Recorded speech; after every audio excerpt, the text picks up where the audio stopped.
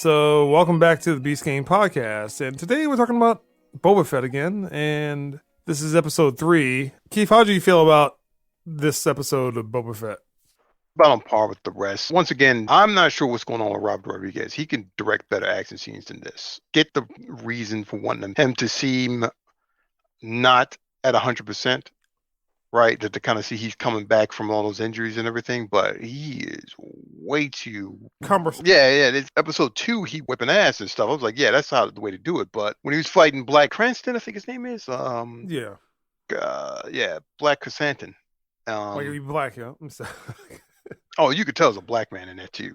The way that dude moves. Come on now. And you can do a little bit better than that. Kind of see where they're going with it. I can't defend it from the detractors. That chase scene with those damn speeder bikes, that was a misstep.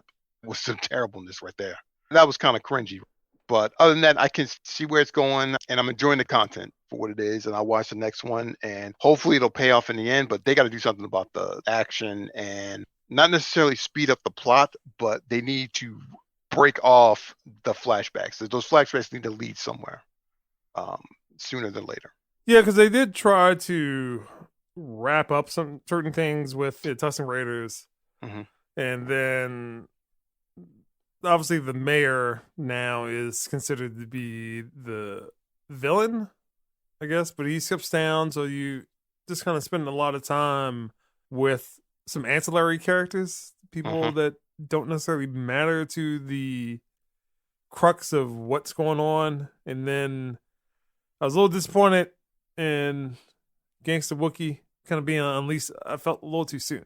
They should have had a more meaningful showdown. And then the Hutts also got their story wrapped up a little too soon. Well, I guess one arc of their story wrapped up a little too soon. But be interested to see what happens. Is only 7 episodes, so something has to happen in this next episode that is key and crux to the story overall. Big Mike, so how'd you feel about this episode of Boba Fett? I didn't think it was too bad. I'm not as harsh on it as a lot of people I've read are. You know, I was saying before, they need to kind of cut back on the flashback scenes, so I feel like yeah, what happened in this one might have finally kind of wrapped that up a little bit. Because after that, I don't really know what else you really need to touch on other than clearly he's going to trek by himself and at some point start tracking down Din Djarin just to get his armor back. So I would assume over the next few episodes, we shouldn't really get the whole flashback thing anymore. I guess the whole angle of, now we found out the mayor is in fact the villain and the Pikes are showing up at the end.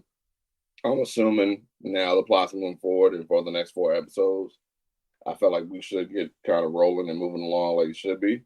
But I'm really not sure. As far as Black Chrysanthemum, I like the scene where he was basically beating shit out of Boba Fett, and if he didn't have his newly found crew, probably would have been a wrap for him. But I saw a lot of people complaining about the fact that Boba Fett let him go, and I'm like, well, kind of the predictable move, because essentially he told him don't work for assholes. So you kind of already know by the end of this, more than likely he's going to end up hiring him or he's going to come back and help Boba Fett. I'm kind of already predicting that. And I don't know if that's the way to go, but we'll see. Hopefully when that happens, we'll kind of see him really get out, because like me and people were talking about it, been in the comic books, but apparently like in the Darth Vader series, they essentially said that next to Boba Fett, he's like number 2. They're like the 2 baddest asses in the galaxy as far as bounty hunting. So the one scene that we've gotten him of actually fighting or doing something, I don't feel like lives up to that stature. So I would hope that by the end of the series, they show him actually do a whole lot more. And you get that feel like, okay, this dude, he's serious. He's not to be played with. I would assume, been knowing that he'll start crossing over to other Star Wars shows that they have down the line. I mean, I think overall, like I said, the episode was on par with the rest of them.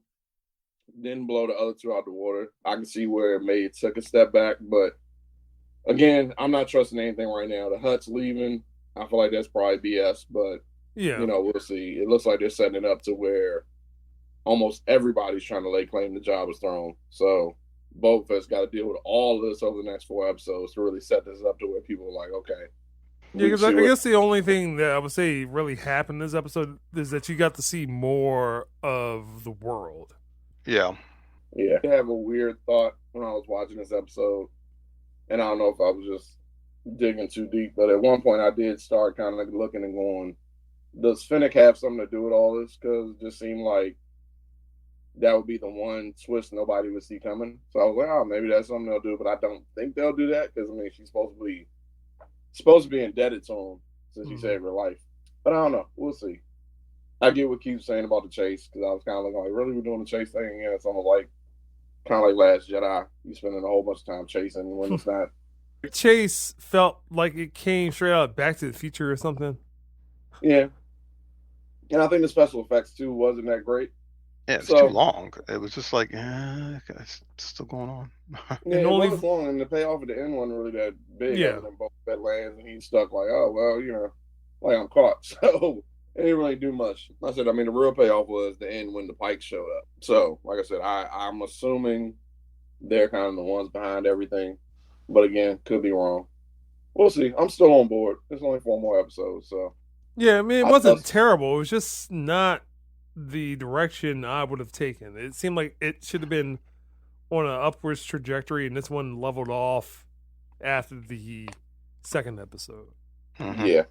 Like, if I have to say what I would compare it to, it's not as bad as that second episode of Mandalorian Season 2. Correct. It's kind of on the lines of that, where it's like, we really could have, this could have been a lot shorter. We could have got straight to the point and put some other shit in. So that they would not have introduced that ragtag bunch if they aren't going to be important to the story. So I hope they don't do something like Rey-esque storyline.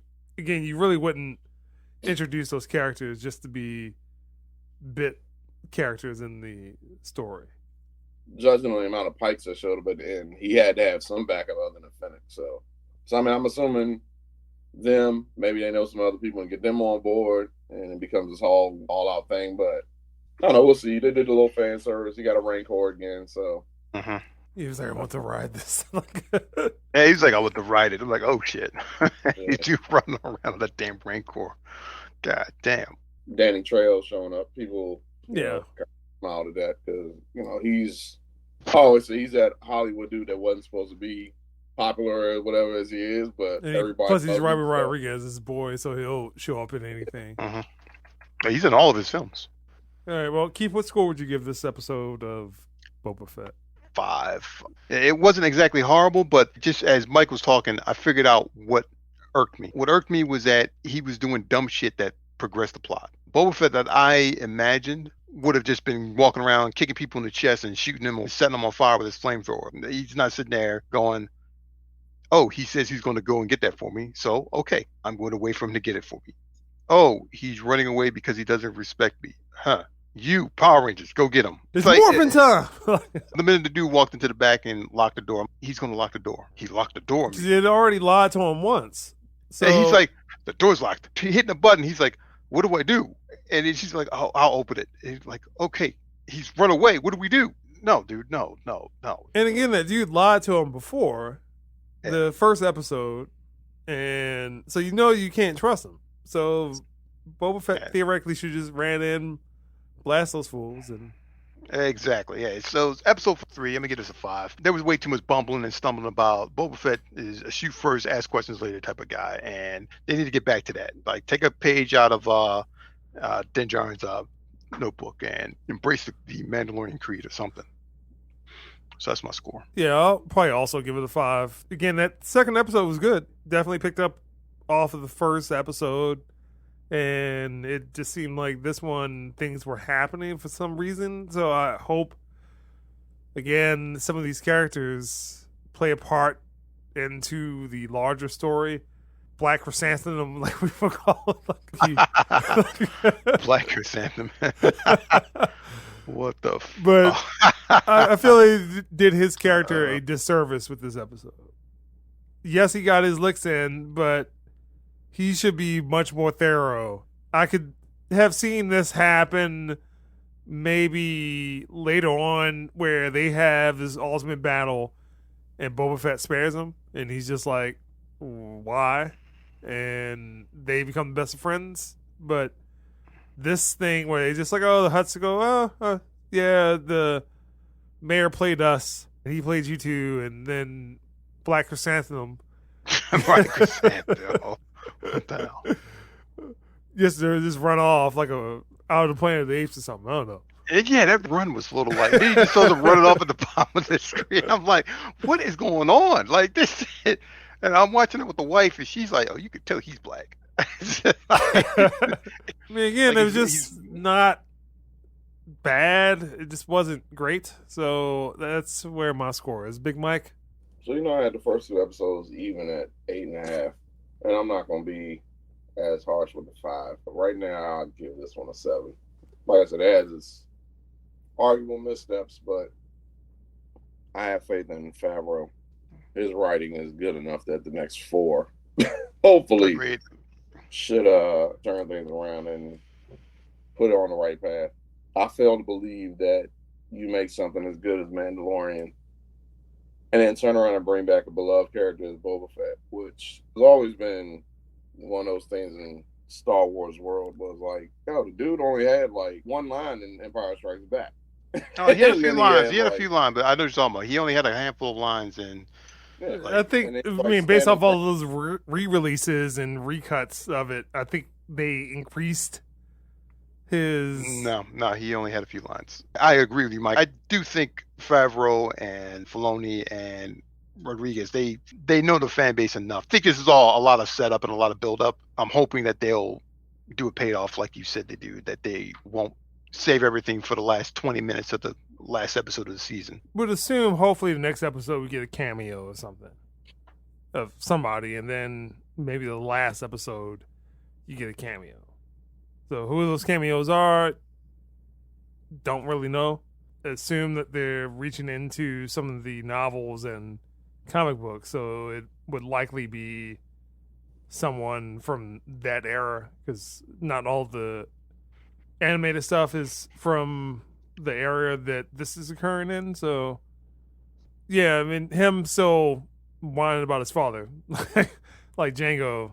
Just hope that stuff just ends, because the flashbacks, the first episode, it was a little too much. The second episode was really explaining what those flashbacks were about, and then they still kind of revisit it in this episode. So it's like, I'm not the biggest flashback person, but I accept it. But just let's move forward at some point. So Agreed. Yeah. all right, Beast Game Podcast.